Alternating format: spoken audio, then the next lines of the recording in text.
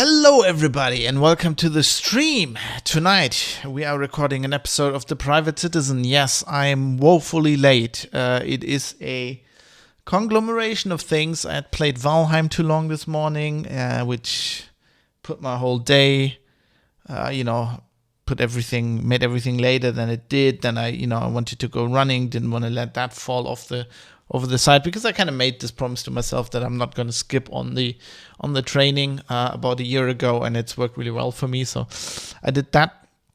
And I had some private stuff coming up, and then I was ready to record. And of course, I had reinstalled my computer. More on that in a bit. And I set everything up. I've backed up everything, set everything up. And you always think, like for 30 years I've been doing computers, you always think it's going to be fine. It's going to work. You've backed everything up. And of course something breaks and then you have to scamper to fix it. But I did that. Borglet says, lol, Fab is competing with SpaceX Stream. I mean, there's no competition really, is there? I mean, you can either watch me record a podcast or you can watch some boring ass rocket. Right? We did that shit in the 60s. Like, how's that news now? Come on, Elon Musk, get a grip.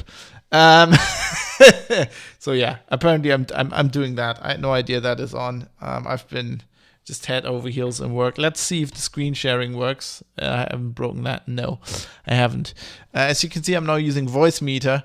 I'm mostly using that because I don't want to put my hardware mixer in the whole chain because that's my desk.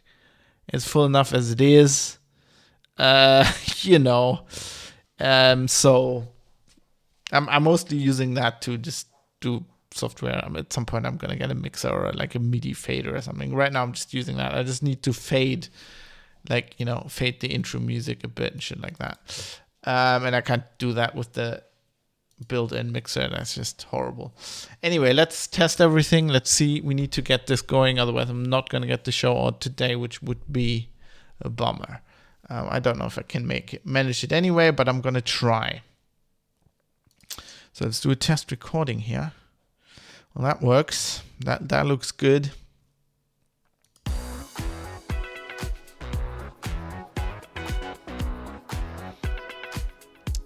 That seems like it works. It seems like it will work. So listen back to that. So let's do a test recording here.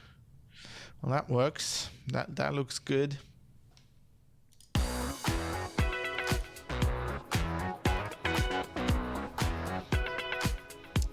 That seems like it works. It seems like it will work. Yeah, it does indeed seem like it works. Fab. Okay. I will get the show on the road then, as always. Shit, I haven't put that in the stream description. I should do that. Give me a second. There's always something I forget. But I'm flying by the seat of my pants here, and it's all hold together with glue. And there's always something I forget. So this time I put. Oh, why hasn't it updated my stream information anyway? It still says oh god because I haven't clicked on update information. Okay, so I can now put in exclamation mark podcast in there as well.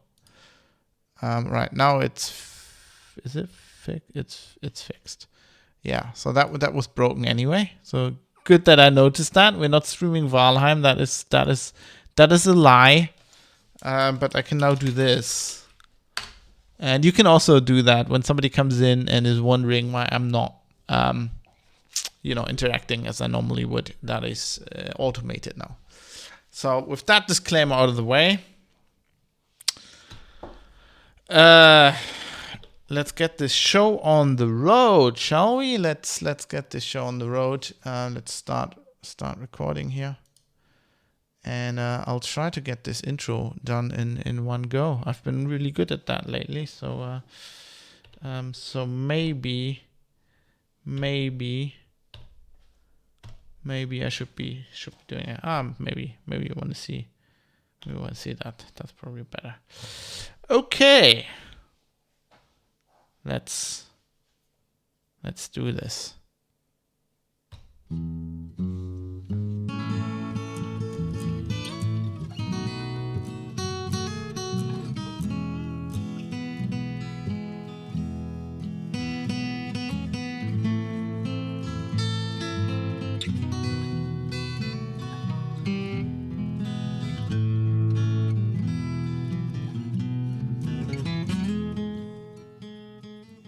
You're listening to The Private Citizen, and I was completely overdoing the gain there, so we have to. Well, that's a take two.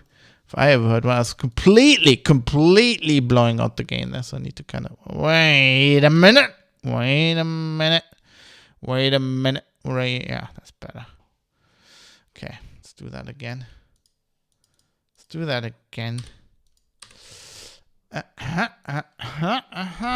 That level was not set correctly. Okay, here we go. Let's do that again.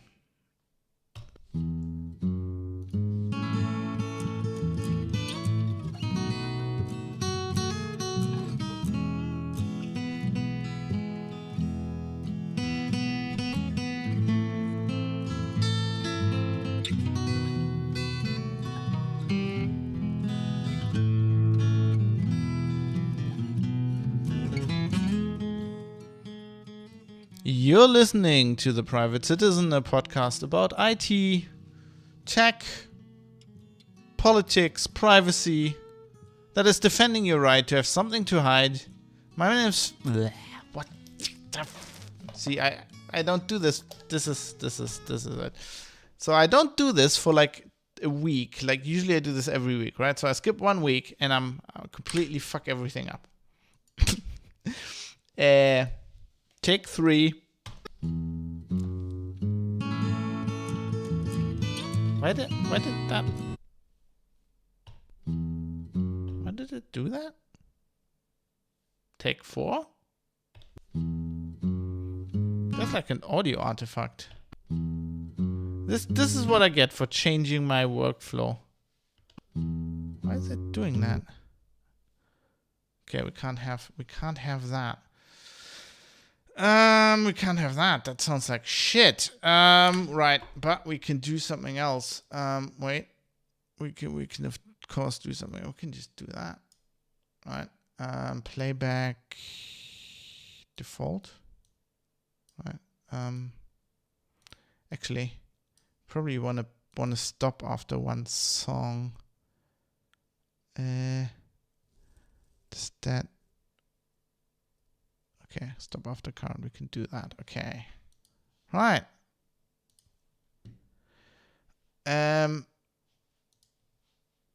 Let's do that again, shall we?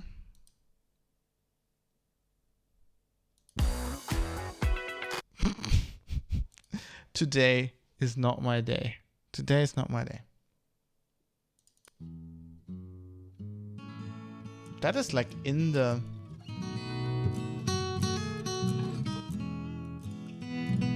That is like in the file. Why is that in the file? And why wasn't that in the file before I reinstalled my computer? Like, what the fuck's going on? Okay, I'm gonna just go with this and fix it in post, probably. Okay.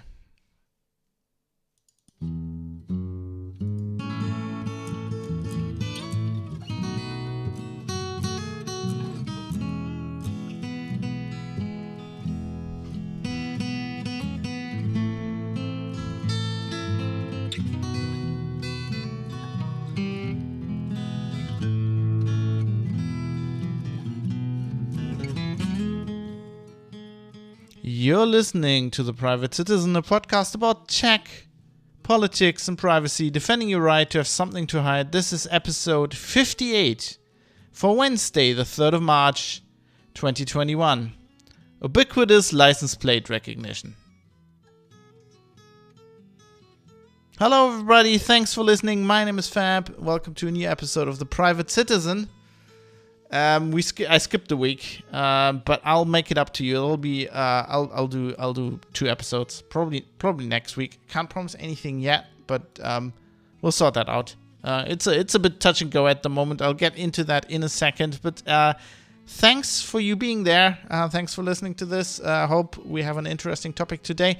I'm going to talk about obviously license plate recognition, but how you can do that and how pretty much anybody can do that, which is crazy. And what that means for society going forward. So apparently it's another episode about cars. I just recently had another one. This is just a kind of it's just an accident. it's basically, this is based on something a producer brought up in the Discord, and I thought it was an interesting topic, so I'm just gonna talk about it. But before we get into that, let me explain. I mean, I've talked about this earlier, like last episode. I explained that, you know, I wouldn't be doing an episode in the intervening week because I was reinstalling my computer, and well, basically I got a new CPU. I got a faster CPU, and for that I had to, you know, I've been running Intel CPUs ever since I got my first computer in '89. Got a 286, 386, 486, Pentium 1, Pentium 2, all the good jazz. Always on Intel processors. And for the first time, I'm on Ryzen now. I'm on a Ryzen 5. Was it 5600X, I think? Or was it 6500? I don't know. We can look this up. I've got this Ryzen tool. Oh, bing bong. Hello. Windows saying hello. This is the Ryzen Master tool. I obviously haven't turned off all notifications again. It's a 5600X. Currently running at cool 40 degrees Celsius. And it's, as Mode 7 is asking, obviously I stream this on Twitch live as I record it, how many cores? It has 6 cores, which is a bit weird. I'm used to multiples of 4 on that, but it's very fast. It's running very cool. But it was, you know, I had to get a new motherboard, of course, because, you know, Intel processor before that, new main board. So that was expected. I was expecting to reinstall Windows. Well, the other thing is I need to new RAM because I had DDR3 RAM before. Went to DDR4 now. That was all expected. I completely expected to reinstall Windows because, to be honest, the installation's been 5 years. It had all these kind of problems, and it was just time for it anyway. So I thought I'd do it in one go, and that all went kind of well. I assumed it would take me 2 days. It took me about 5 days in the end.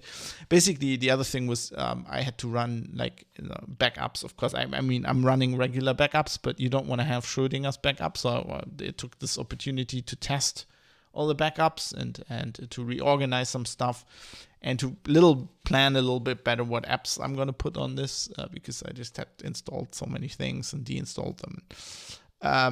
So I did that. That went all well.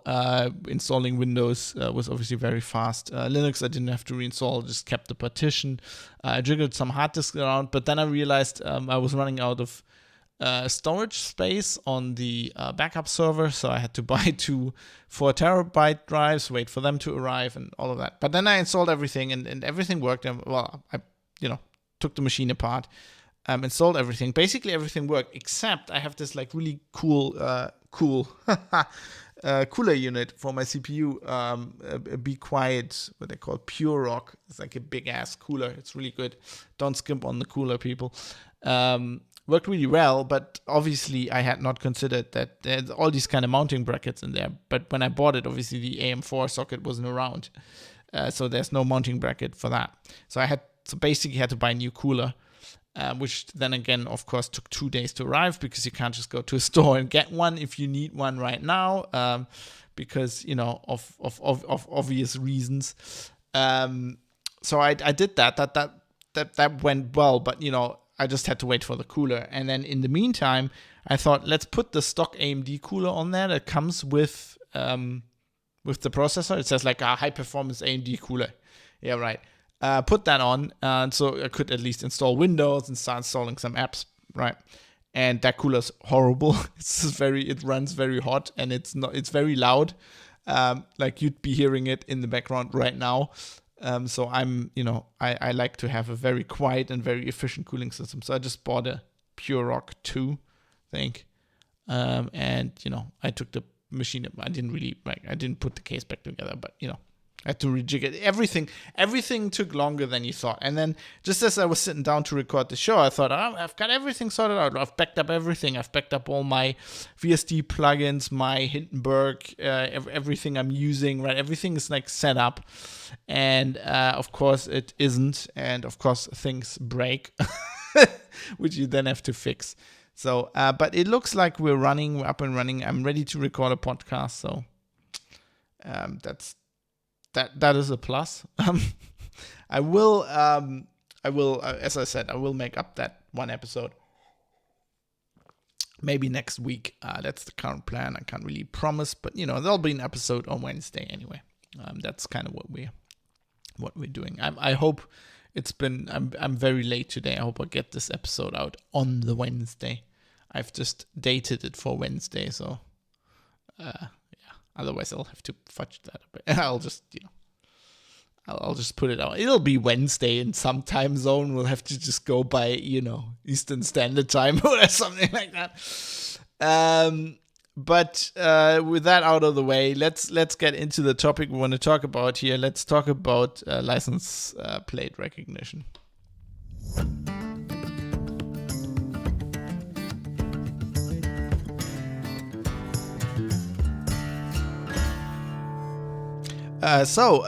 What we are talking about was kind of prompted by Jonathan. We have this Discord server that anybody can join. There is, if you go to privatecitizen.press, there's ample show notes for every episode with all the, all the links to everything I use to make the show, all the information, so you can look at it yourself and kind of not take my opinion for granted, because that's kind of what I'm trying to do with this show. Not like the traditional media where they're like, we researched this, believe us. This is new media, new rules. This is everybody can, look at their own information.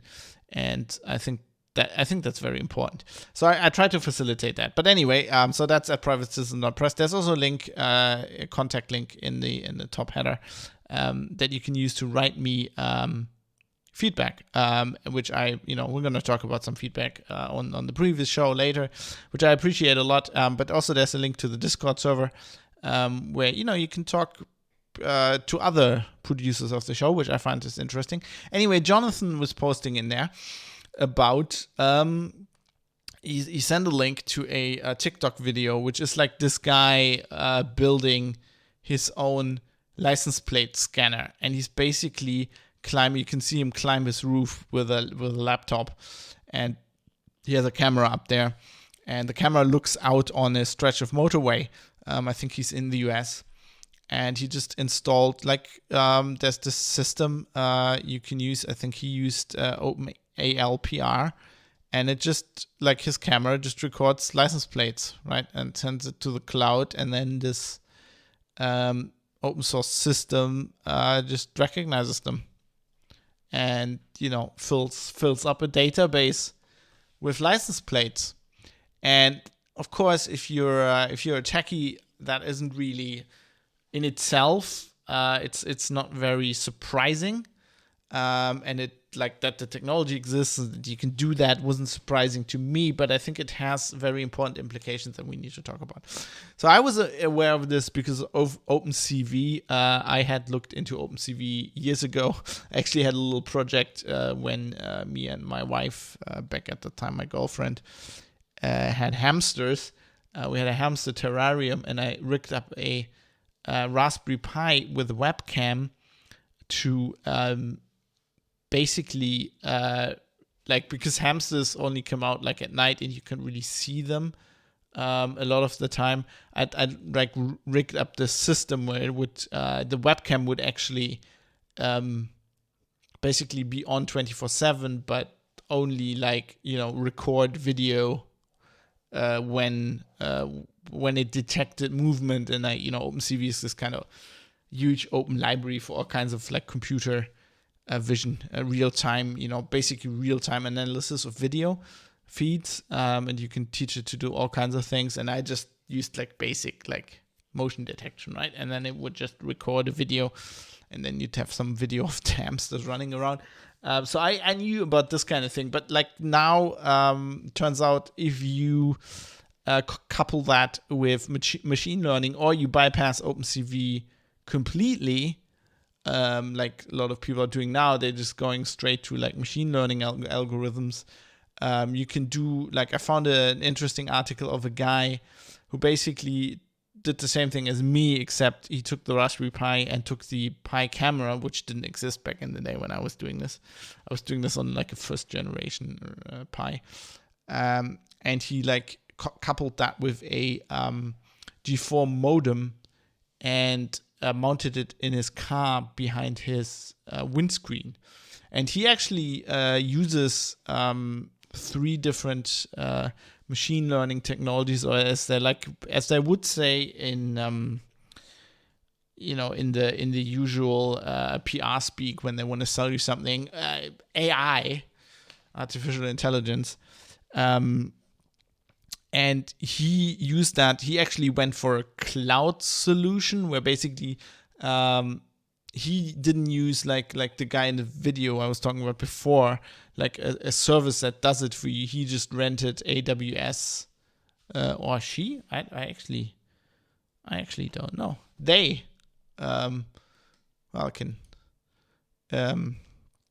it's a blog called towards datascience.com. Robert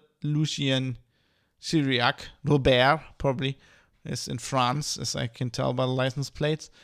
Robert Lucien Chiriac. So he used he rented AWS servers, right, and sent he didn't want to analyze the data on the Pi, and he sent the data to his own service, running these machine learning algorithms. And here is a quick description of what he did. First, so this is the first machine learning model, which is called YOLO v3. First, the YOLO v3 model detects the bounding boxes of each license plate. So you gotta remember, he's got a Pi behind his rear view mirror, right? First, the YOLO v3 model detects the bounding boxes of each license plate in each frame received from the camera. The predicted bounding boxes are not recommended to be very precise. Encompassing more than what the detected object takes is a good idea. If it's too cramped, then the subsequent process's performance might be hindered. And this goes hand in hand with the following model. Craft text detector receives the cropped license plates from YOLO v3. Now, if the cropped frames were to be too cramped, then there would be a very high chance that part of the license plate's text would be left out, and then the prediction would fail miserably.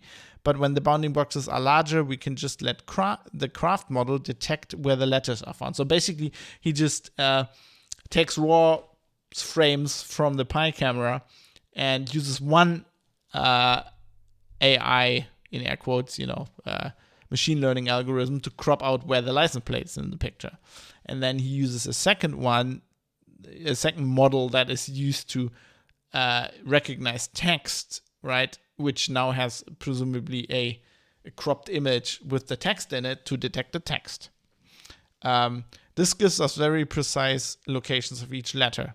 So actually, that's just reading out the letters.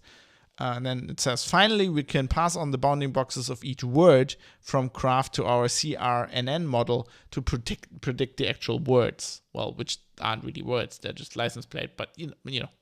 So he has one machine learning algorithm that finds the license plate, cuts that out, and then he has one that finds letters within that, and then he has a third model which basically, converts whatever, the image of the letter to the actual letter. So pretty much means that anybody with a bit of technical knowledge who knows a bit about programming and open source and stuff can do this now. And it's relatively cheap. So he says here, with the current configuration, running costs are about $4 per hour, only possible by using spot instances. So that's if you want to do this prediction in the cloud. So basically, the first guy was using this OpenAL PR thing, which is open source, but it's open core. It looks like, I didn't really dig into this. It's beside the point really, but they basically want to sell you a system that does, ALPR, meaning automatic license plate recognition. So they sell a system which I guess you can also use for free. You can use parts of it for free and install it yourself. But there's also an interesting thing on GitHub which I found, which is called DIY ALPR, and that's more like grassroots and more really open source. And the guy who built that describes it as, quote, "This program is built for Raspberry Pi. It continuously captures photographs of license plates along with current GPS coordinates." So you can plug like a GPS dongle in there, or give the Raspberry Pi like a module that, will have GPS coordinates. So you have it in your car, and not only does it capture images, but also like basically tags them immediately with your current GPS location. The captured photos are analyzed, and any license plate numbers that are recognized are output to CSV and or JSON, along with the time and location of the image. The application is multi-threaded and designed to capture at high speed, 3 to 5 images per second. The Raspberry Pi can't recognize as fast as it can capture, so image files are queued up in a capture directory and worked through as fast as the recognizer is able. So basically, he does the whole thing offline, right, on the Pi, which is kind of amazing. So you have all these different technologies, all these open source solutions. I mean, this is a thing that does everything, so you don't really have to set it up yourself. You basically just need a Raspberry Pi and a camera and maybe a GPS dongle. And it does all these things, which I think is amazing. And you have all these options, right? You can analyze it in the cloud. You can just capture it to a file. You can analyze it as it goes, like this system, or you can just write it to a file and analyze it later, right? You can just write the images. You could just write the images to a directory, right, and download them each day or whatever, and then analyze them offline if you don't want to pay for like an AWS, whatever. I mean, there's so many options, and it's like basically like with OpenALPR, basically anybody can do this. Which of course, that now we get into the things that I find interesting. So that's just a quick introduction about like the technical side of this. I mean, you can do this in various ways. You can probably also just do it with OpenCV, but I guess these days machine learning is just easier to do, especially if you have a system where it's optimized to do that. Right, you can do some of that very efficiently on like systems with lots of graphics cards, or just even one very powerful graphics card. So that in itself is interesting, but it's not so interesting to me because it's not really news. But I'd never thought about like the implication of this. I thought about parts of it, but I think it's interesting to bring that up as a topic, right? Let's just assume from this introduction that anybody, with a little bit of technical knowledge or like the money to hire somebody or use one of these systems, can do this now. So anybody can put a camera somewhere and then just capture license plates. Now that would, of course, like raise a lot of like ethical and legal issues. Obviously legal issues, but I'm a bit more interested in the ethical and political issues of this, because there's obviously privacy implications. It kind of depends a little bit on what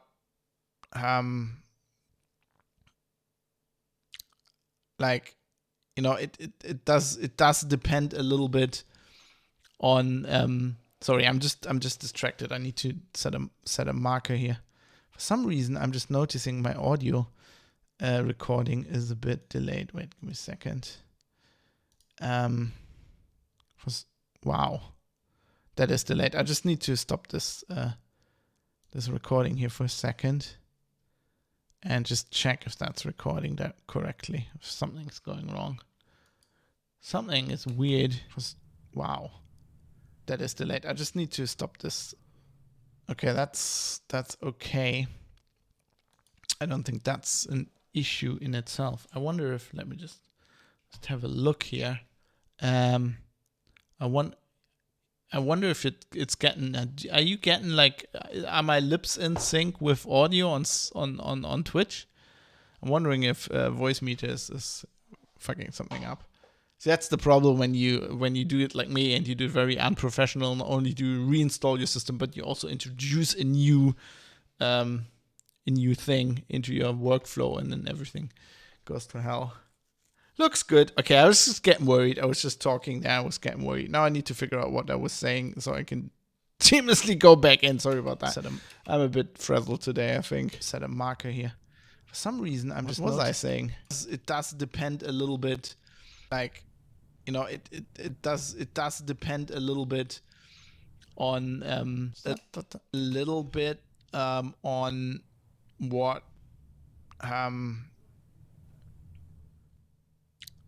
it does depend a little bit. There's some audio issues with that. What is going on there?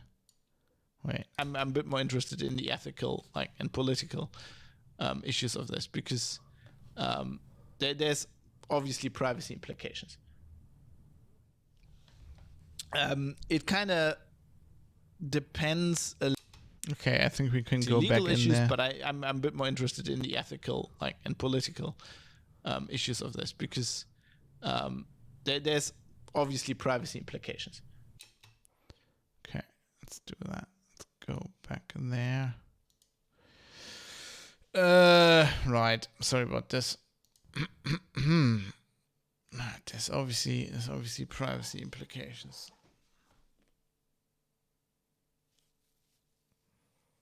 I mean, if anybody can do this, right? I mean, anybody can capture license plates. There is a bit of a, if you think about the privacy implications, there is, of course, not anybody can know who that is, right? You can usually, that is I don't know, does it actually work like this in every country? I think it works in pretty much, I mean, at least if we're talking like US, UK, Australia, countries I'm aware of, European countries, basically, only the police and, yes, of course, intelligence services probably as well, have the ability to tie license plates to actual people. But still, you can if you, it depends on, it's like with everything. It's like with everything in security and privacy, it depends on what you want to do, right? So if you want to know, if you want to just keep your street under surveillance and want to know when your neighbor, leaves home and comes back, or where, I don't know, you'd obviously know what his license plate was. So you could do that. You could correlate, you could just correlate cars. There are certain cars are going down the stretch of the motorway for, when are they doing that, or these kind of things. In Germany, you could do a little bit more. Because our license plates start with the city where the car's registered.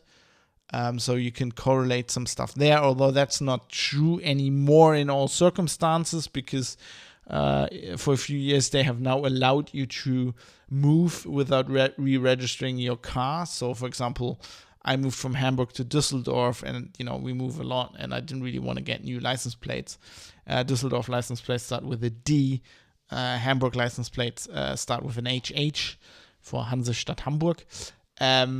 So I have HH plates, right? So somebody who would scan my car would think, hey, he's from Hamburg, when in fact my car is registered in Düsseldorf, and it's actually registered with the authorities. So the authorities know that car's registered in Düsseldorf, but somebody just looking at the license plate wouldn't. And so that is, of course,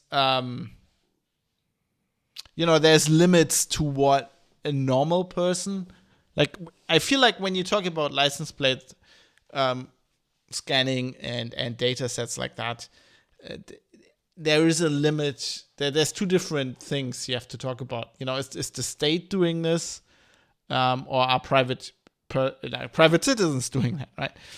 Because the state has more it's more powers, right? They can correlate. They have other databases where license plates are correlated to actual people, or actually at least to car owners.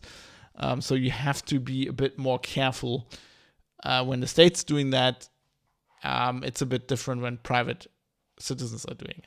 Although, you might not know where this is going in the future, right? Especially in the US. There might be a situation, I don't know if it's even the case now, it could be that you can just get that information, right? That there would be companies who, would sell that information, or I don't know. So that's also something we have to be aware of. I find it interesting though, if you read this, I found another, if you Google this, there's now a lot of people, in the last 2-3 years, there's a lot of people who have realized apparently that you can do this kind of thing with open source tools, and there's lots of blog posts and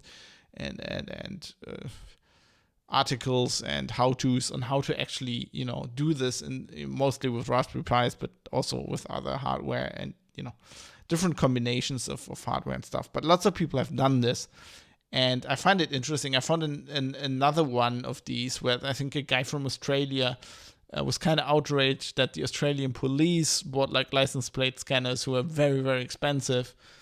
And this person was like, hey, we can do this with open source tools, and it's very cheap.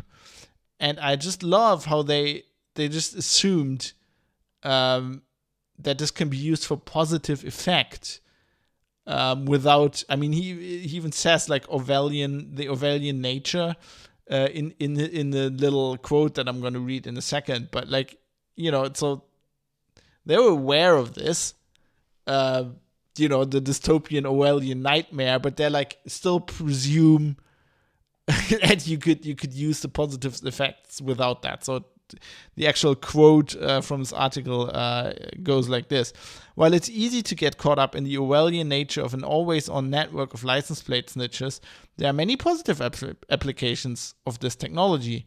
Imagine a passive system scanning fellow motorists for an abductor's car that automatically alerts authorities and family members to their current location and direction. Yeah, especially family members, right? So you'd have vigilante. That's a good idea. He didn't think this through at all. Tesla's vehicles are already brimming with cameras and sensors with the ability to receive OTA updates. Imagine turning these into a fleet of virtual good Samaritans. Ubers and Lyft drivers could also be outfitted with these devices to dramatically increase the coverage area. Yeah, virtual good Samaritans. Can't even begin what's completely wrong with this, but we'll have to start, right? There's all these different, yes, of course there are good applications for this kind of thing. It's there's a tool, it's a technology. There's always good and bad application for anything. But the tool in itself isn't evil or something. But I think we have to be very careful about what we're doing here. He literally suggests a private company. Private companies putting surveillance on their vehicles, and then we can just catch these this abductor's car. But how okay, several things about this, right? How many abductions where the license plate number are there per year, in Australia, right? How many bad guys could you actually catch with this, right? 5, maybe. I guess that would even be high. And to do that, you would surveil anybody at all times on the road. Right? You would build a huge database about where anybody is at any time. Okay, you could delete some of the stuff and all this kind of thing. Of course, yes. But there are all these issues. These databases could be hacked. There was a case, I think, year ago or something, I think the Register wrote about it, in the UK, where basically the police, some local police, the web interface they use to log in to get these license plate scanners, to get the data, was horribly unsecure. You could just get in there and then go oh, what's my neighbor's car, and then put the license plate registration, and you knew where they were, where they were going, in real time basically. And I mean, that's the obvious example, right? A hack, because these systems are never secure. So all this data, I mean, somebody could just get this data and then have a huge database collated. You have the issue that if the police can do this, emergency services, intelligence services will do this, right? So they will get access to this kind of thing. So now we have the state spying on everybody. I mean, it's kind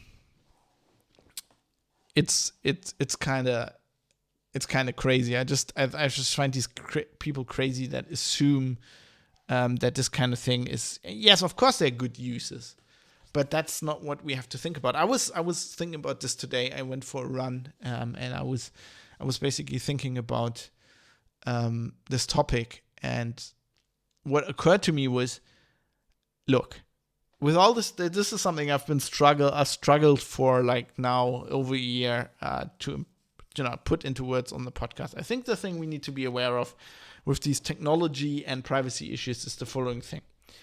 We have learned something painfully over the last 20 years. We built a lot of infrastructure, computer systems, software that we built for when we built them, and the people who built them were thinking they weren't doing something good, right? They built Facebook. Let's assume, I'm not even sure about this, but let's assume, they built Facebook to help people. I think Zuckerberg built it to get laid, get lots of information about chicks on his college, but that's a different story. It's also just something I think. But we built social networks, we built search engines, we built databases, we built all of this stuff to help people. Where we built like this one part of this whole ecosystem, we were like, this is going to help people. But we didn't think about the bigger whole. Like, we can build all these systems where we think they're going to be used for good, but we don't see where they can be used for bad, especially if you take all the systems together. And we do not have that luxury anymore. And we can't be so naive and say we can go on like that. Right? We should not go on like that. And we know, that's one of the big, probably I think the biggest consequence of Snowden is that he proved, and the journalists reporting on him blowing the whistle, proved that the thing we assumed for years was going on, and that these technologies are all used by intelligence services to spy on people. And that this infrastructure that is largely built in Silicon Valley by, to stay with the cliche, latte drinking hipsters with beards in coffee shops, where they're like, we want to make the world a better place, is actually taken together, making the world is probably a net loss for the world. It's not making the world better. It's reducing people's rights. It's reducing their privacy. All this stuff that people complain about, that we talked about on the podcast, the stuff I talked about with Mike, Cambridge Analytica, voting manipulation, all this kind of stuff is all a direct consequence of all these technologies, all the surveillance, all the data that everybody's collecting about anybody else, all companies are collecting. So going forward, we can't, like this guy, go, well, it could be used for good. Let's just implement it. No, before we implement something, we have to think about what it can be used for. And, I don't want to be, I don't want to sound like a Luddite, because I'm not. And I have always believed from the beginning, I've said this on numerous other podcasts I've done, it's the atom bomb problem. Once it's been invented, you can't put it back in the box, right? You can't just go, okay, I might have just invented the atom bomb, but I'm really not building one. It's all good, right? Somebody will build one, and it will probably get used. So I'm not saying we can prevent this technology from being built, and we can prevent it from being used for bad things. But I think the minimum step we all have to do. Like the one thing we can't afford anymore is that we have to understand. We all have to at least think about the bad things it can be used for and try to prevent a lot of them, and not go like as much as we can. Just try to be as good about that as we can. Not go blindly into this saying, hey, this sounds good. It has some good application. We always have to think also about the bad implications. We're building something. We're building a tool.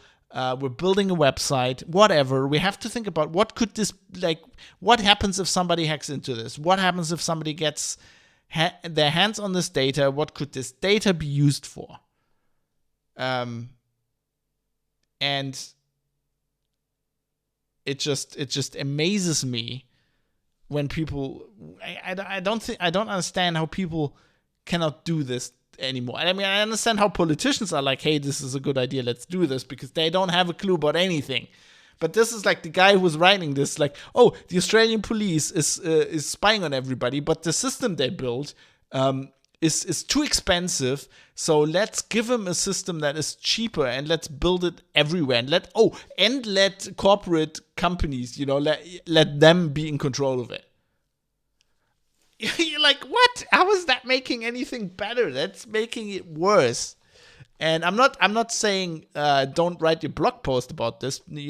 I'm not saying, hey, if you don't write about this technology that it exists and all these open source tools exist and then Raspberry Pi exists, nobody will get the idea and we're all good. Of course somebody will get the idea. But at least in your fucking blog post, don't say like, oh, we should implement this. Say this is how it could be implemented. But to be honest, this is what the results would be, and it's horrible. And since I'm recording this live, we have some live feedback from Twitch. So Mode7 says, I just used a pickup truck with cams in the side view mirrors, as well as forward, rear, and some type of roof-mounted one I can't find yet. My first thought was how often these cams are recording without my knowledge.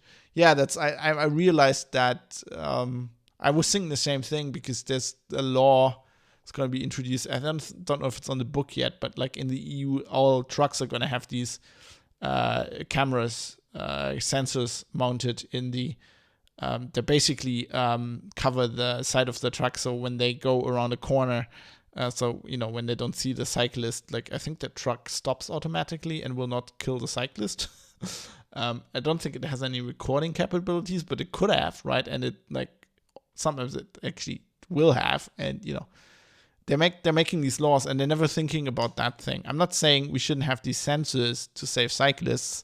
I'm saying think about what that could be used as. And I'm liking that trend. Obviously, Trend MC from Down Under there is agreeing with my sentiment. That makes me happy.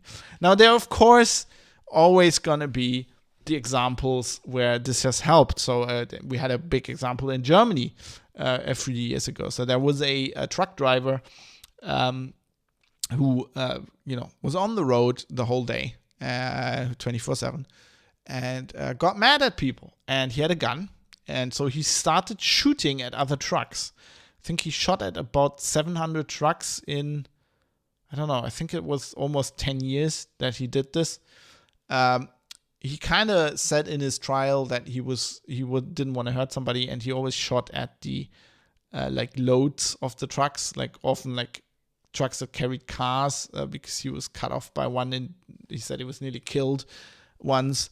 But he obviously he hit other people. He hit, I think, especially 2 female motorists. I think one was hit in the neck, and then the car crashed, and she was very badly hurt.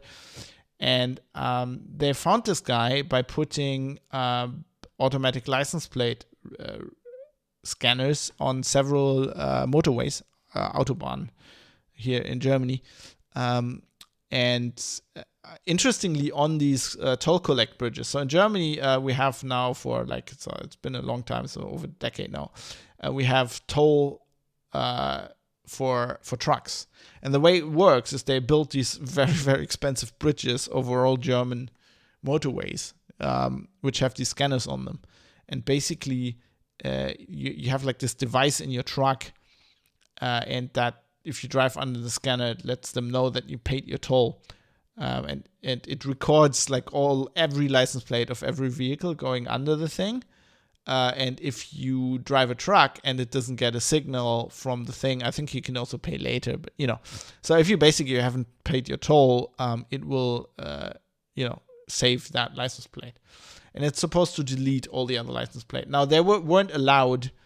This was even before there were any big court decisions about this. I think the police or the DA or somebody said, well, you can't really use these. They're collecting all these bridges are collecting all this data on every motorist that drives past there, right? So, and everybody in Germany drives over the autobahn, so it's everybody. But you can't like use this to find like a suspected, like, he wasn't even a murderer because he hadn't killed anybody. It took the police actually ages to like cotton on to that what was going on, because somebody kept shooting at cars, and it was all over the country. And at first they didn't think it was one case. They just realized that years later, I think. Also, like they couldn't connect like when this had happened, because obviously there's a truck driver, right? Drives through all of Germany, and then gets to where he's going, and he like unloads the cars, and there's like bullet holes in the cars, and she's like, oh, somewhere on that like 3-day journey through Germany, or like 2-day or 1 day, whatever, somebody shot at me, and they wouldn't be able to tell where. Now they caught the guy with this. And while this was in the press, the police, like they would do, and the legal system, the DA, wherever, they were like, we should really be allowed to use these toll collect things. That would make everything a lot easier, right? And that's like always the police argument, is like it makes it a lot easier, and I can understand that from that, If you're a policeman and your job is to catch like criminals, right? And there's technology that makes your job easier, you want to use that. That I understand that. I don't begrudge the police that. I've talked to many a police officer about this kind of thing, and I never begrudge them that, because that is their view. But what they have to understand is that it's the job of the rest of society to maybe say, maybe we don't want all of us being surveilled all the time, just to make your job easier. Right? My question is always, can you do your job? Right? I mean, can you do your job without that? And, the argument with this is it's always like murderers and, child molesters and all of this. But, the murder case solving rate in Germany is really high. It's the same, like, in the UK. It's generally I think even in the US, it is really high. And I mean, yes, there's always these cases. There's always murders that don't get solved, but a lot of the murders get solved, right? A lot of the murders, it's the wife or the husband. Mostly, it's the husband. It's the husband, right? Or it's like this jealous lover. It's like, right? And like the only people I know, like if you know people personally that are connected to like a murder case. Right? If I probably know a bit more than other, because I know some from my journalistic work as well, but like all of them, it was like the case was like, so like they knew immediately who it was. Like most of the time, it's just like it's the typical, like it's the lovers triangle thing, right? It's a jealous husband or whatever, right? There's a woman, there's 2 men, and 1 man is dead and has a bullet wound in his head. And then they go to the other guy and find the gun. You're like, case solved, right? I'm not saying being a detective is an easy job, but in most cases you don't need all of this license plate recognition. But like that wouldn't even help you. So I don't like. The thing I always want to weigh against this is like.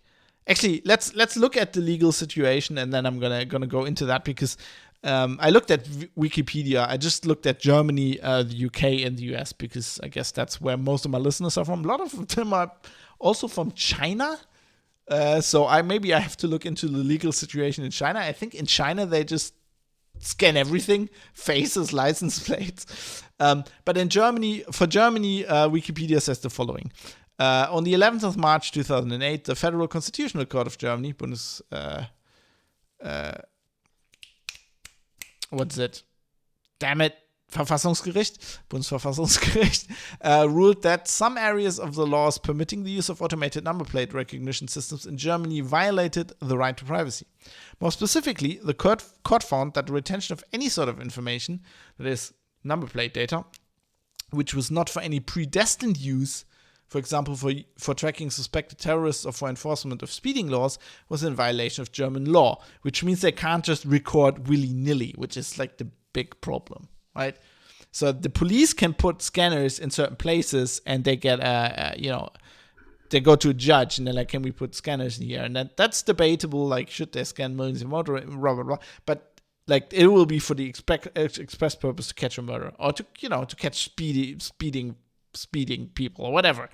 But you can't just to use the toll collect data, which is being collected ostensibly, to track people violating trucking toll, and use that to track people.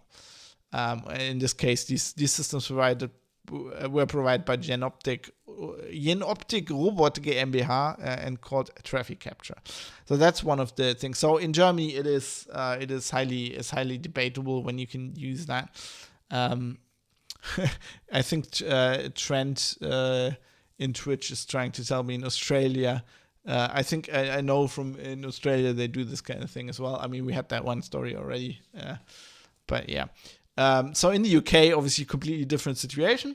The Home Office states the purpose of automatic number plate recognition in the United States is to help detect, deter, and disrupt criminality, including tackling organized crime groups and terrorists. So that is propaganda, as That's Bernays speaking directly there through the Home Office.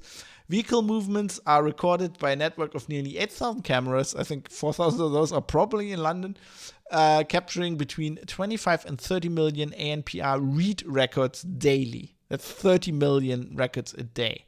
These records are stored for up to 2 years in the National ANPR Data Center. I think that's the thing you could just get into by just guessing the password Rufflecopter123.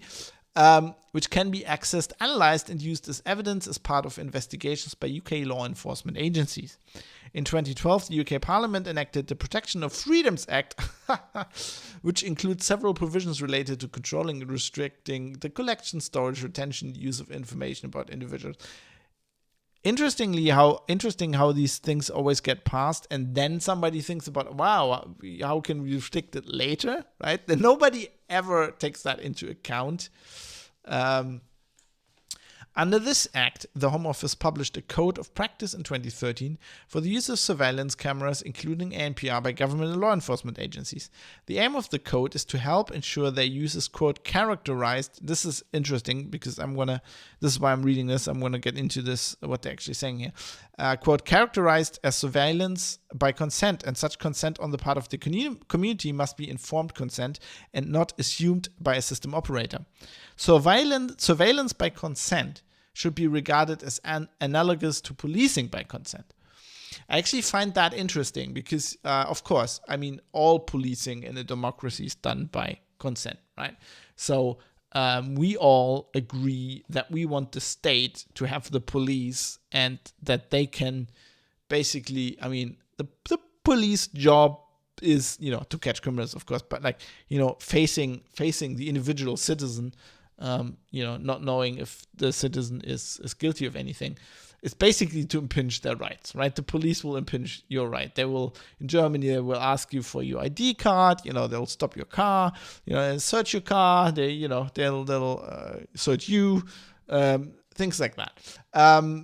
They might rob you of your right to freedom if you do certain things. And put you in the clink for a bit. But we do this because as a community, as a society, we have kind of like this contract, right? Where we say, yes, we think that should be, the state should be able to, restrict people's freedoms in certain cases because that's better for the whole of society. And that's a good argument. I mean, that's something, you go back to the philosophers, you go back to Plato and Aristotle, right? This is the stuff you talk about if you have ethics in school. That's what all theory of the state is based on. and it's completely valid. But I find it interesting that they say surveillance by consent is analogous, because I think it's not the same thing. I think, of course, in policing, when you talk about policing, there are things that we probably all don't consent about, and that I think are not they're not needed, right? There's some things the police does that I would think I don't think are needed, and I think maybe a majority of people, if they thought about it, would think, well, that's not really needed. Like, the police does all kinds of shit. Like, it starts with arguments about like speeding, right? So is what the police does to prevent speeding actually there to protect, people, to people taking part in traffic, right? To be not, killed by somebody else who's driving recklessly, or is the police doing this because it's a huge revenue stream for the state, right? So a recent example would be, if we talk about like the pandemic restrictions in Germany, the police is making a lot of money by like enforcing like these mask rules and by just fines, right? So I read a story in a newspaper, or this already months ago, where like my hometown Duisburg, which has about the town I was born in, which has about 500,000 inhabitants, made like, this was before these restrictions. I mean, this is like the restrictions were, I think, in effect for about 6 months, and they had already made over €1 million, which, for the city of Duisburg is significant money. By just by fines, fining restaurants for doing things, fining people for not wearing a mask, fining all of this kind of stuff. So there's, I think there's an argument to be had there, at which point, and then it's not like they're putting that money now into like, I don't know, buying vaccines or whatever, helping people, right? No, they're using that for the city coffers. So there's always an argument to be had, like, how far does this policing by consent go, right? Doesn't the police do things where we would be like, okay, maybe this isn't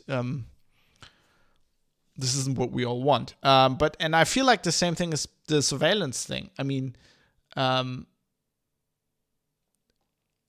think as a society we have to look at what are they doing here and how big is the benefit, right? Even with that guy they caught, right, who shot at 700 trucks or shot at 700 people and like severely injured like 2, 3, let it be 10, I don't know, I can't remember, it doesn't really matter, right?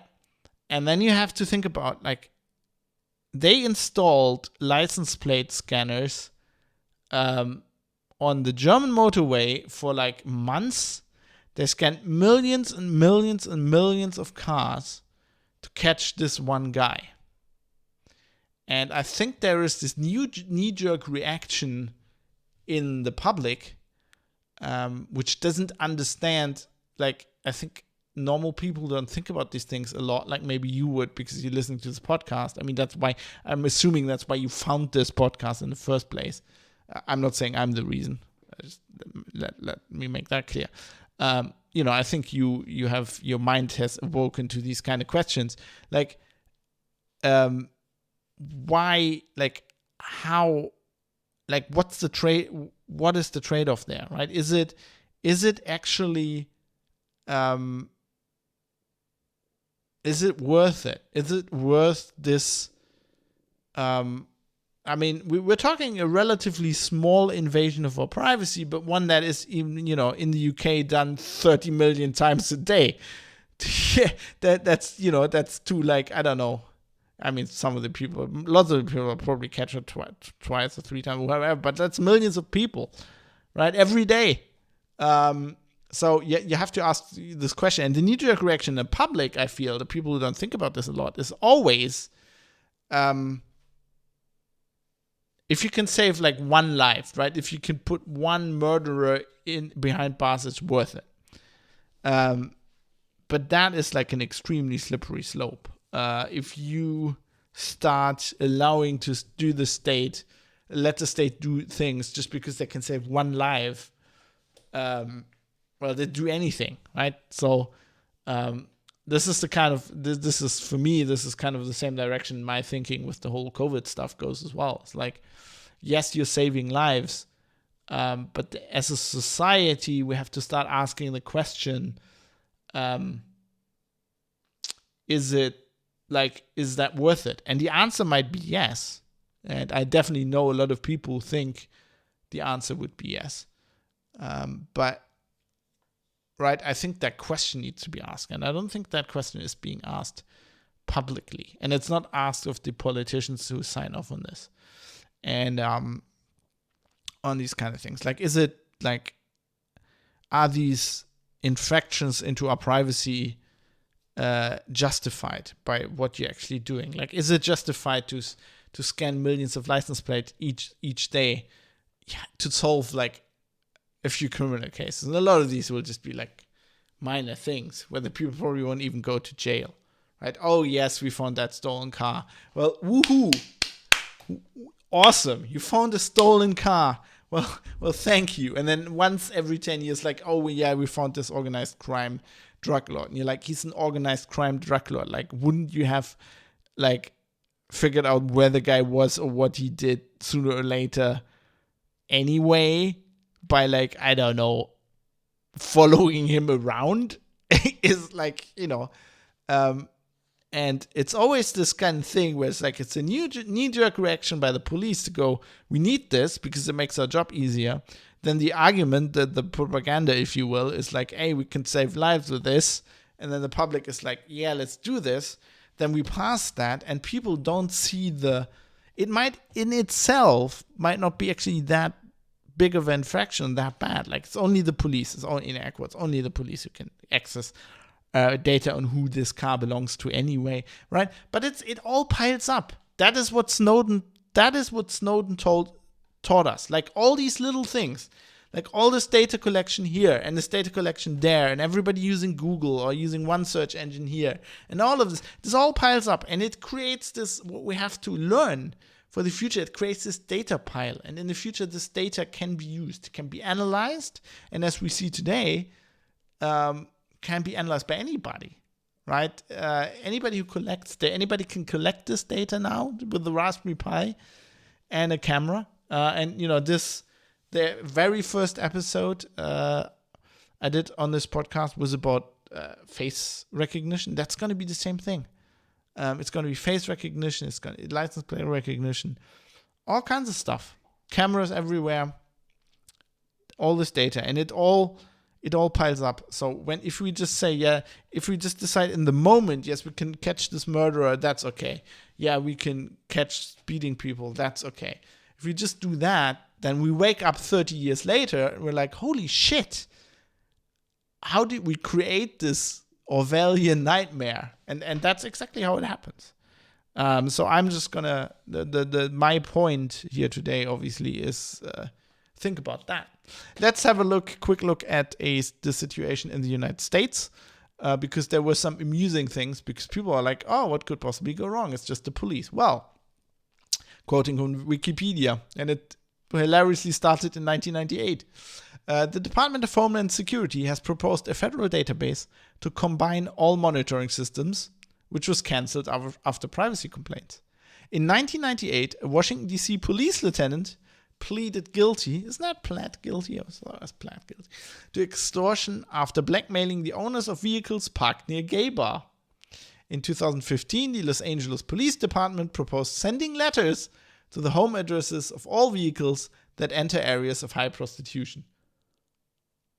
I mean, like LAPD. I mean, who is that dumb? It's like, oh, you just drive past that street. You're like, oh, let's send them a letter so that their wife knows that they drive down that street. And maybe they took a wrong turn, right? Maybe Google navigation was fucked up. I mean, Jesus. Early private sector mobile ANPR applications have been have been for vehicle repossessions and recovery, although the application of ANPR by private companies to collect information from privately owned vehicles or collected from private property, for example, driveways, have become an issue of sensitivity and public debate. Well, obviously, as they should be. Now, we have this thing where, I read things about the US, and if you're from the US, this is just what happens. This is meant personally as an attack against the United States, but it sometimes feels like you guys are out to prove how bad it can be. Like, on the upside, you're also writing all the a lot of the dystopian literature. Well, a lot of it comes from the UK, but this is written there as well. But it feels like real life US wants to also prove how bad this can be, as in this could be out of a script, for a movie like Idiocracy or something. Other ANPR uses include parking enforcement, ad revenue collection from individuals or who are delinquent on Other ANPR uses include parking enforcement and revenue collection from individuals who are delinquent on city or state taxes or fines. The technology is often featured in the reality TV show Parking Wars, featured on A&E Network. In the show, tow truck drivers and booting teams use the ANPR to find delinquent vehicles with high amounts of unpaid parking fines. Yay! Let's gamify it. Let's make a show out of it. Right? I mean, parking enforcement and revenue collection from individuals who are delinquent on city and state taxes or fines. Yeah, that's really solving the problems we have in society, right? That is really that's like catching murderers. That's amazing. We should all be like, if you put it like that, if you put it to people like that, do you think we should just scan all cars on all highways so that we can catch all these bad people who are delinquent on their taxes? Right? Do you think as many people would be for this kind of technology? Right? It's just the state who wants more taxes. Just raise the fucking tax.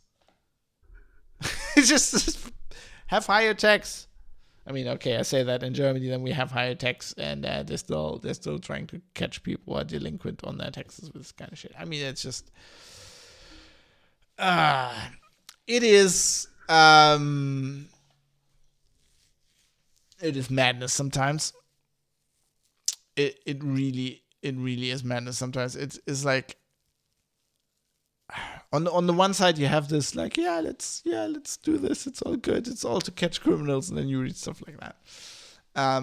So the question is one of the questions I kind of want to pose to you, the listener, to become a producer and then send me feedback and write in. The question is, where do we think that will lead? Is that will that make privacy as a car owner impossible? I mean, I already said it's kind of, right now it's like mostly the police who can access this, but you could tie it to other data, probably find out who, if you just have to think a bit into the future, right? So before Google and before we knew how ad networks work, we'd be like, yeah, okay, so Google kind of has a cookie on you. Like, what's the big deal? And then fast forward 10 years, and they have their cookie collection machines all over the internet. And then they can build data sets where they know exactly who you are, right? And they have stuff installed on your mobile phone, and they know exactly where you are at all times. And I feel like that's going to be the same thing with this. Like, at some point, there's going to be cameras everywhere in every light lamppost, and they'll all be controlled by one camera, one company who owns all the cameras, or all the companies that own the cameras, and it's going to be like Ring or something, and Amazon, and then they know everything, right? They at some point they will know. I don't know. They'll probably have cameras in front of the car dealer, whatever, and you drive out your new car, and then they tie this up with facial recognition, and right. So we'll sign off on the license plate detection, right? Because that's only for catching like the highway criminals. And then a few years later, we'll have the same discussion about facial recognition, and we'll sign off on that because that's to catch the whoever bad guy of the week. And then we at some point we wake up in a world where they can just where you can tie it all together and you can track anybody. Just like you can track anybody just like that and track them everywhere. And it's going to be like tracking people on the internet just in real life. That's what I think. But the question is like, what do you think? And do people even care? Like, do they even care? I mean, I have an attitude sometimes I hear with, millennials, younger millennials, my generation, and Zoomers who are even worse, who are like, oh, who owns a car anyway? Who cares? And we all don't have driving licenses anyway. So I'm riding a bicycle all day. Or like these Lyft scooters or whatever the Lime scooters or whatever. Lyft is the Uber competitor, isn't it? Anyway, so I'm riding those. So I'm okay. So I mean that could be the attitude. I just think we have to always ask the question, how does this invasion into how does this data collection relate to what you're actually pretending to do, and is that actually worth it? Is if we had done in Germany what the DA in that case wanted, give them all the data from the toll collect things, right? The police would now have real-time data pretty much on any car going anywhere in Germany, pretty much on the motorway. And for what? To catch one guy who didn't, it sounds bad, but he didn't literally, it wasn't even a murder case. He didn't even kill anybody. Yeah, I don't know. I think, I don't know what the answer is, to be honest, but I feel like the question has to be asked. That's where I'm going to stand. But please, send me some feedback. Contact link on privatecitizen.press.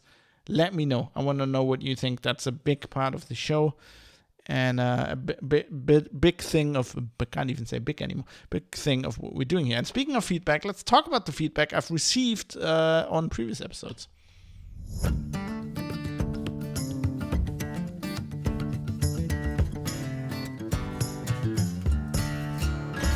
So we had, first of all, I have some general feedback from Ezekiel17. Who says, hey Fab, I'm a listener from the UK here. So this was on Matrix. I have this Matrix server because I talked about that on the one episode, and I set a room up for the private citizen, and he said, or she, I don't even know. They said it in there. Listener here from the UK, trying out Matrix /Element for the first time. Was a big fan of Linux Outlaws back in the day, and an occasional listener to GNR afterwards, though as I'm not a gamer, I didn't listen to many and none for a long time. Too many and none for a long time.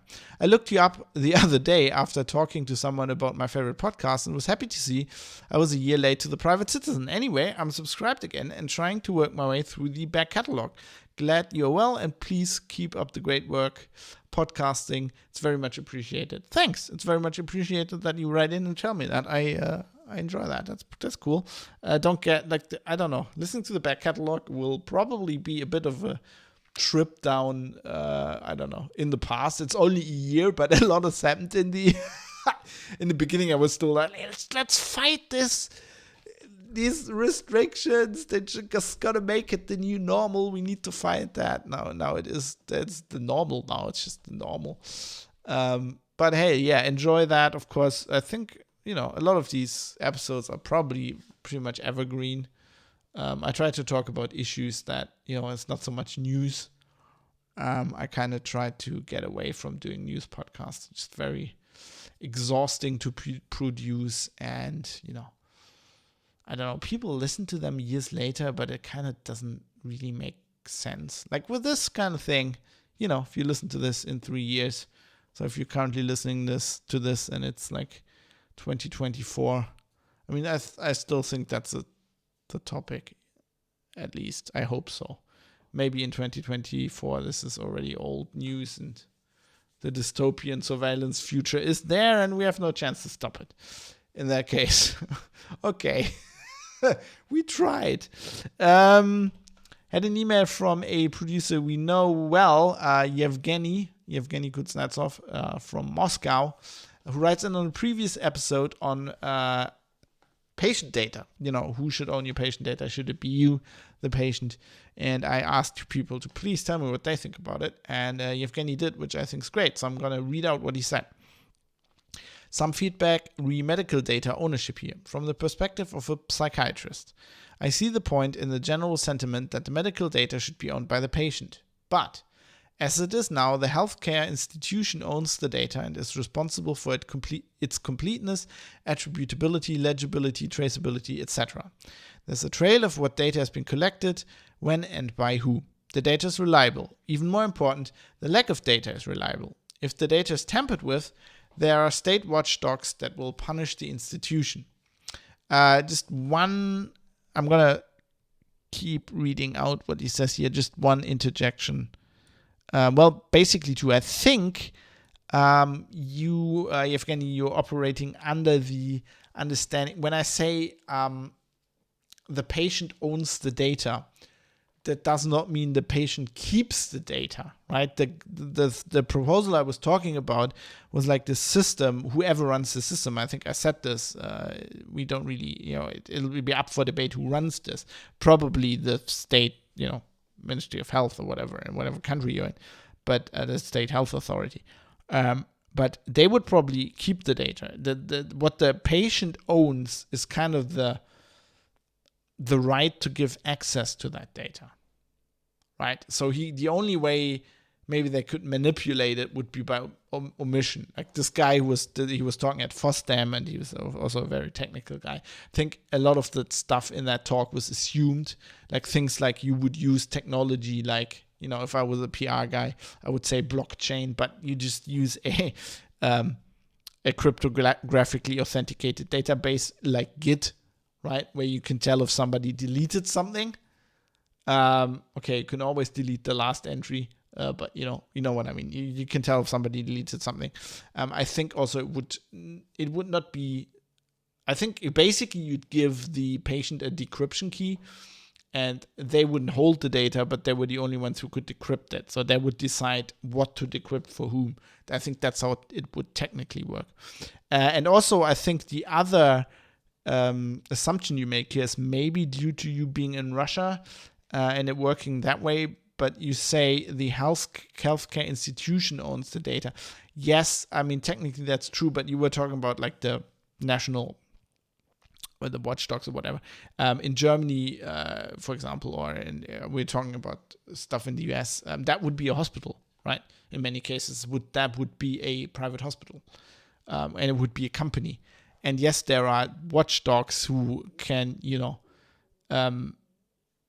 can punish the hospital if it tampers with the data, but how would they ever know, right? If they, the system works because the hospital has no interest in tampering with the data. That's not what they want. I mean, it could theoretically happen, and it probably has happened, but it's like, no, it's not.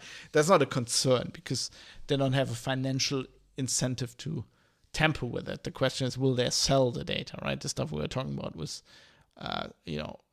tissue slides or, photographs of tissue slides of cancer patients. Anyway, I'm going to keep going on with what Yevgeny says. If the patient owns the data, how do we make sure I, as a psychiatrist, have complete and reliable data about this patient? How am I supposed to sign off on a gun permit if I can't be sure there wasn't an occasion last month when the voices in the patient's head told her to go kill her neighbor? Currently, I can be sure of that. I have hospital records, I have outpatient records, I have records of the outpatient state psychiatric facility that serves the district where the patient lives, and I can make sure there's no record about her in the facility's database, because the data belongs to the state. In Russia, the psychiatric care is almost exclusively state-provided. I think that's the same thing in Germany. There's not really companies. I don't think you can make money on that specifically, or not a lot of it. If the data belonged to the patient, could I no longer rely on the data available to me being explicit? Could I? Well, I think you could.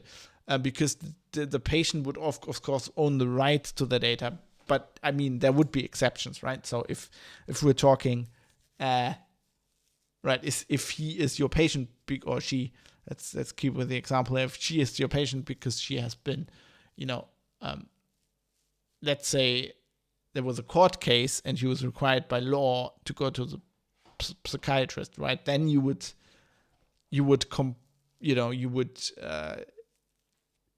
basically force the patient to give up their data, right? I mean, that is to say patients in general should have control of their health records isn't like, that's not a fundamentalist view, right? We have you are generally for example, in Germany, you're generally in control of your personally identifiable information where you live. That doesn't mean the state doesn't have it, right? The state has it as well. The police can get it, right? That you could have like a judge sign off on that. It'll be interesting to do. That's a technical problem, right? If the patient has, if it works like that the patient has a decryption key, how would you force them to hand it over? Maybe there is another key that's in escrow, right, that the state could get access to.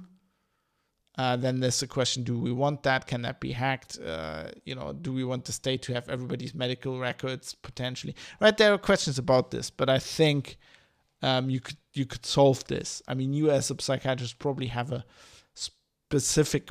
I mean, I'm not saying like this is very valid points, and I'm glad you write in with your experience and your know-how in this area, because this is a valid point that I hadn't thought of, because it never occurred to me.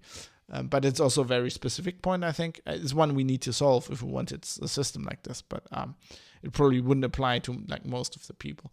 I mean, I think we can make sure that the records have not been tampered with. We can do that. We have the technical possibilities of that. And maybe also psychiatric records would be an exception. I mean, you could think about something like that, but you raise a valid point. Another aspect, I mean, you could, if you're another point would be like, if we're talking gun license, right? It would just be, if you're doing this psychiatric evaluation for somebody to get a gun license because they want to have a gun license, they will have to hand over their master key or whatever, give you access, right? I was talking about like, it would be like a contract thing where you as a patient could decide what data to give whom and how much. And there, of course, there would be a clause where like it's full data access, right? So if you go to the hospital and you have a heart attack, there would have to be a way where you, like, even if you're incapacitated, right? We need that anyway, probably. You'd give the hospital automatically full access because they assume you're dying. They need this data to save your life. They assume your consent. And, with a gun registration it would be the same thing. It would just be in the law that you'd have to give up the complete access, something like that. Another aspect, say some medical record turns out to be incorrect. Now that is owned by the medical institution, measures can be taken to A, correct it, and B, identify the reason the incorrect data appeared in the system and make sure it doesn't happen again. That's because we, the institution, own the data and are responsible for its correctness. If the data is owned by the patient, whose responsibility is its correctness? Whom does the state watchdog persecute in case there are discrepancies, miscollections, and even forgery of medical data? Individuals? I don't know. Maybe that's a Russian perspective. I don't think we persecute people for that in Germany. Right? In Germany, your medical record is like, I go to a hospital, right? They have my medical data, right? And then if I get transferred to another doctor or another hospital, they get that medical data from the hospital I was there before. And it just gets handed over and over. And errors happen. People collect wrong data all the time, right? They might miss something, right? Somebody might, so if I go to a hospital and they are supposed to ask me, like, what am I allergic against? And I'll tell them why. I'm allergic against this anesthetic, right? And they write that down and they do an operation on me and don't kill me because they don't use this anesthetic. And then I get transferred to another hospital, I have another operation, and the first hospital doesn't give them that information. And then if the second hospital gives me this anesthetic and I die or something, right? And they get sued, right? They don't like, it doesn't work like this, that they go, well, the first hospital was at fault, right? Because it's their responsibility to figure that out. If they don't have that data, right? If it doesn't say Fab is not allergic against this anesthetic, if it just doesn't say anything, they have to recheck that, right? And if it says I'm not allergic and I am allergic because somebody made a mistake, yes, but like I don't think somebody's going to jail for that. I mean, there's like what? I did look this. I talked about this in some episode. I talked about the pandemic. It was like, it's mind-boggling how many people die of like doctors' mistakes in Germany each day. It's like thousands. So it's like you can't. Yeah, it happens. It just happens, right? It's this is something people don't want to hear. This is the same thing when you say like people die of COVID. Yes, they do. They die. They were old and they had, other conditions and they died. And people are like, oh, you're heartless. Yeah, but that's how it works. That's the same as saying, if you go to a hospital, if you have an operation, there might be a chance that the doctor makes a mistake and you die. And that happens. Like if I make a mistake, I delete a podcast episode. And if a car mechanic makes a mistake, your car doesn't start. But maybe he makes mistakes with the brakes and you die in a flaming wreck, right? But generally, most jobs, if you work as a cashier and you make a mistake, usually you don't bring down the company. Like if you work for like Aldi as a cashier, right? If they make a mistake of whatever, they make millions each day. Who gives a crap? And if you're a doctor, somebody might die. Yeah, but that happens. I mean, that's. And Mode 7 says this is how it works in the US as well. It's probably how it works in a lot of countries. I think it works with the NHS as well. I think Evgeny has a unique perspective because I don't know. I don't know that much about Russia, but it feels like the state has much more control over certain things there, which makes sense, considering the history of the Soviet Union to some degree. As much as the era under Hitler has done things to, change the mindset of the German people, I think, there's still some things ingrained from that time. I think there's still some things ingrained into the Russian psyche from Stalin, just to say it very bluntly. But I don't know. I'm happy for, if you listen to this, I'm happy for you to come back to me and tell me I'm completely wrong, which I probably am. I've never even been to Russia. I would love to go at some point, though. Right. Owning medical data is a great responsibility. I seriously doubt it's feasible to put that responsibility on the individuals. I completely disagree with that because that should be your responsibility. It should be. It's just as it's your if I have a heart attack, right, it's my decision if I go to hospital. I might just lay down and die. Right? I mean, that's my responsibility. That's my life. That's my responsibility. And I think medical data is very private and it should be the responsibility of the person. And that will cause errors. That will cause people to die. Yes. Yeah. But I mean, they're dying now as well. Their errors are happening as well. And now their data is also being sold and used without their express consent. Which I think I don't feel is right for such personal data. But, we can disagree. Evgeny ends with, as Dr. House aptly put it, everybody lies. The patients do have incentives to manipulate their medical data, paid sick leaves and disability pensions, medical limitations for particular professions, insurance premiums for diseases that are the results of occupational hazards, etc., simply cannot trust the patient to own his data and be in charge of it. Sorry. I disagree. I think, yes, if we have a system where the patient can't just arbitrarily edit the data, yes.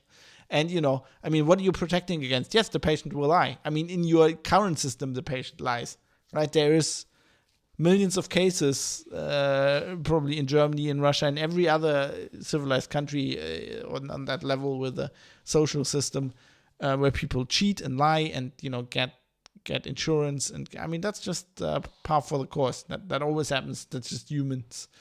I don't think that should be used as an argument to give people control about I just believe in freedom and in control It's the same reason why I don't think there should be. Why is it illegal to kill yourself? Right? Why is things where, if you're, this is, probably intersecting on your field day, Evgeny. But if you talk about Terry Pratchett, right? Why was it so hard for him to choose to die when he had when he had dementia, and he knew he was gonna get it, he knew how it would develop, and he just wanted to choose how to go. And why is that illegal? Why is that such a problem? Why are we putting people in charge of this? I think because we're afraid that they're not informed, they make the wrong decisions, especially doctors, right? Experts are always like this. I can understand this, understandable impulse. People are idiots. But for me, that is not an argument against them having freedom. Because especially if they don't hurting anybody else, right? If them manipulating their data just hurts themselves, so be it. And if it hurts the state a bit, because, oh my God, insurance companies are losing money. Oh my God, the poor insurance companies, right? They are so close to going bankrupt. For anybody listening to the podcast, my fingers are about half a centimeter. They should be so close to each other that you can't even detect, right? Insurance companies, really, we're worried about the insurance companies, right? We're worried about, like, if the medical system is getting more expensive because some people lie on their insurance records, well, just build like 3 Armata tanks less and you got that covered. Maybe have less nuclear submarines or something. I just, sorry.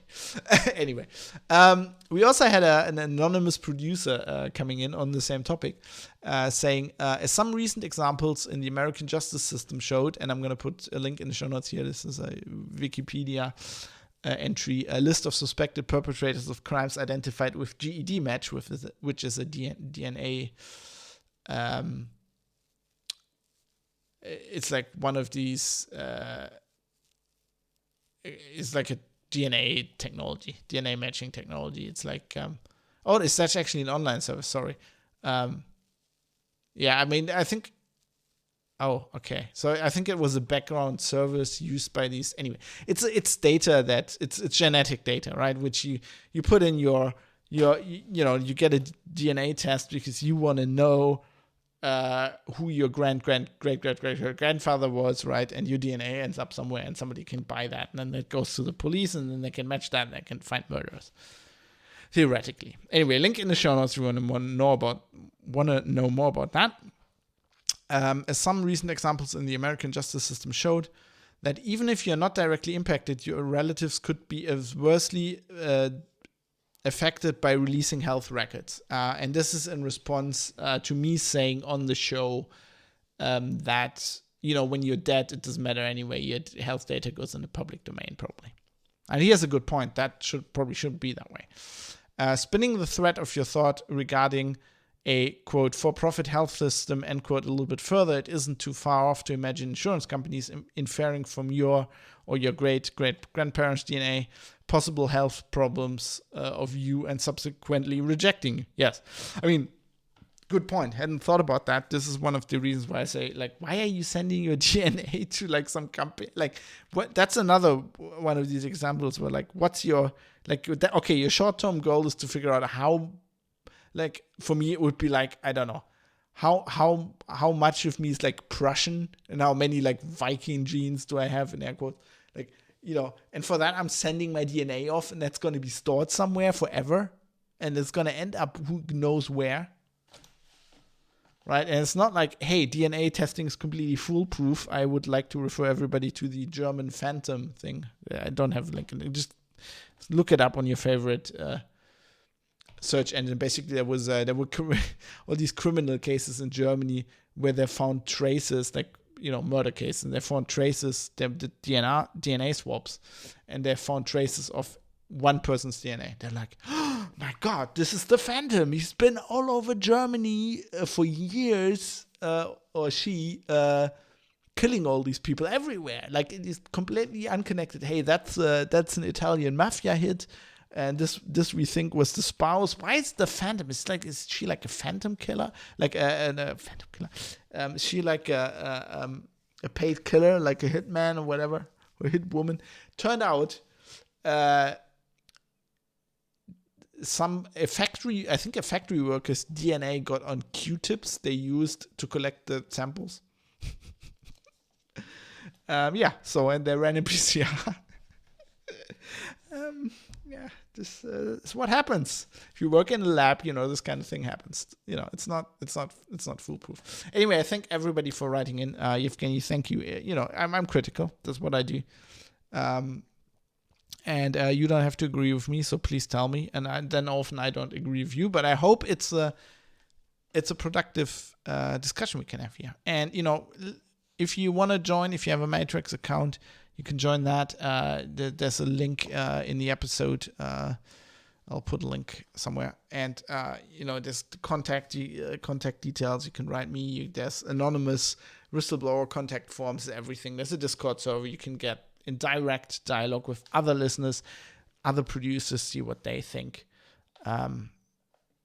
So please do that. I think that's adds value to the show for everybody concerned.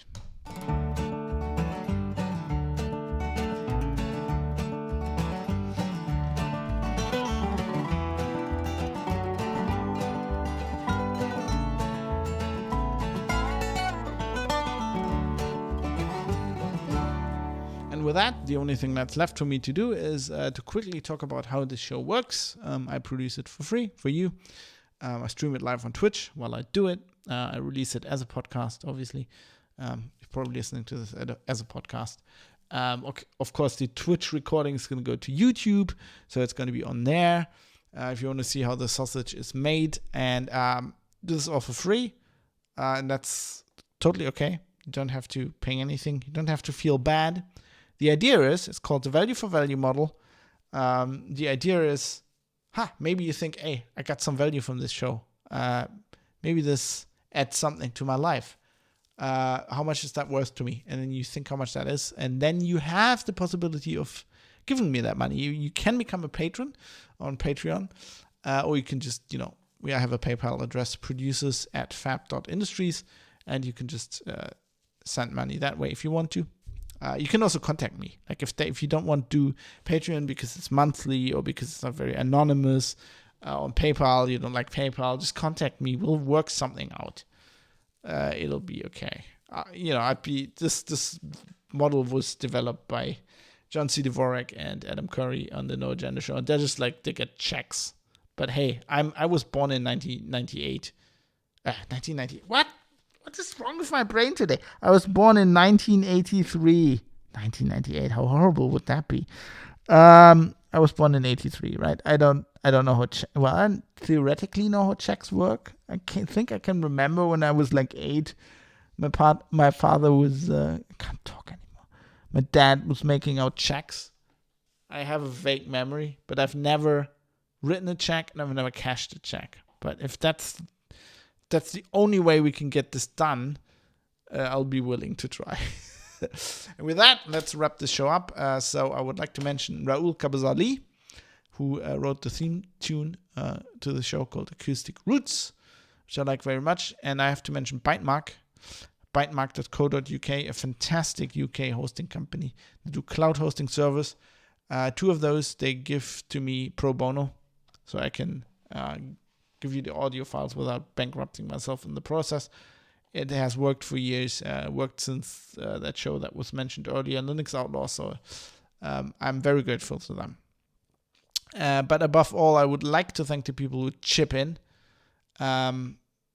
each and every episode and make it happen. A lot of those on Patreon. And those people are Georges Butterbeans, Niall Donegan, Michael Mullen Jensen, Jonathan M. Heavy, Dave, Steve Hose, Mark Holland, Shelby Kruver, Vlad, Jackie Plage, 1i11g, Philipp Klostermann, Jaroslav Lichtblau, Kai Sears, IKN, Fadi Mansour, Dirk Didi, Michael Small, Joe Poser, Matt Jelliman, Bennett Piata, David Potter, Mika, Martin, Larry Glock, Dave Umrish, Ricky M, Drive Zero, Mr. Amish, Jonathan Edwards, Barry Williams, Tobias, Avis, Neil, Matt, Captain Eckhead, Sandman 616, and D. And I had my Patreon account for pretty much a year now, and many of those people have stuck around, and they've been with me for better part of a year now, or even a year, and I appreciate that a lot. And then I would also like to thank my Twitch subscribers, because I'm on Twitch, twitch.tv/Foxtrot Alpha Bravo, Alpha with an F, just as in the NATO alphabet. A lot of people think it's spelled with a PH. It's a pet peeve of mine. There's YouTube videos where we're gonna explain the NATO alphabet, and then it says like Alpha Bravo Charlie like in the video description or whatever, and they misspell Alpha, and I'm like, you've got no idea what you're doing, fucking idiots. I've seen it misspelled. This is great. I did a ham radio course, right? And they had materials, and I misspelled it in the materials to the ham radio course, and I'm like, what the fuck are you guys doing? Anyway, Alpha is spelled with an F. That's because in some European languages that PH would be pronounced as an F. So they made it that way. Right, but I'm on Twitch. I stream this. I also stream lots of video games. Currently, I play The Witcher, Valheim. Probably going to play some Microsoft Flight Simulator at some point. So people are subscribed there, maybe because of the game streaming, but some of them also because I obviously stream this podcast every week. So I'd like to thank them. Some of those are also Patreon supporters. Mike the Dane, Mike_the Dane, Galtaran, Indie Gamiacs, who resubscribed today, actually, for 4 months. Mode 7 with a 0 and a 7. Mode 7 is unavailable. And Sandman 616. It's also a Patreon subscriber. Amazing. Really cool. So as an Indie Gamiacs is done, you can, if you have Amazon Prime. On Twitch, you have, what's it called? Prime Gaming, I think. So you get a free subscription. You could support this podcast without spending a cent. Well, I mean, you're giving Amazon money, but you're giving them money anyway, presumably because you watch videos or want packages delivered early or something. Anyway, you could also help me out, which would also be appreciated. That's it. That's it for this week. I'm going to be back next Wednesday, maybe before, I don't know yet. You have an extra episode coming. That is promised. Otherwise, show each Wednesday whenever possible. And yeah, thanks for listening. I hope this was interesting. I hope this gave you some food for thought. Let's all, I don't know, put cellophane over our license plates, or anything we can do to misbehave, because it's kind of my motto here. Sometimes aim to misbehave. Anyway, thanks for listening. See you again. I'm gonna play us out with a song called "I'm Exactly Where I Need to Be." It's kind of how I feel. In my home office producing this shit. I'm Exactly Where I Need to Be by Vincent Vega. It's gonna be a little bit of funk. So let's let the funk save all our lives. See you soon. Thanks for listening. Goodbye.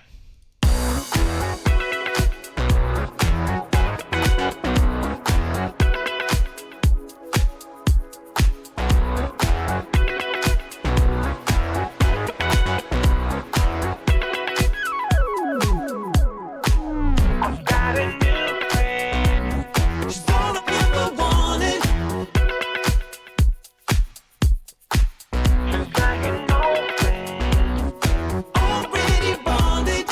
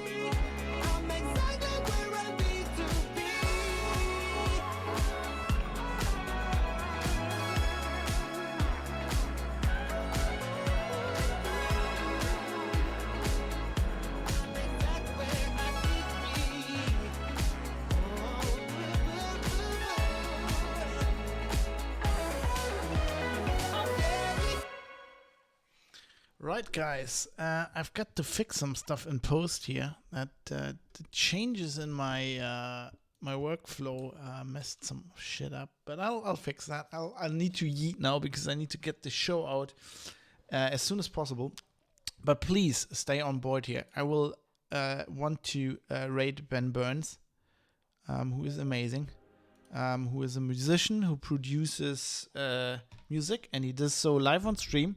Pretty much every week he does like this 2-hour challenge. I think he's 2-hour track challenge. It looks like he is about an hour in, and he always like, you know, as you can hear, he can like composes music live on stream. I think it's amazing.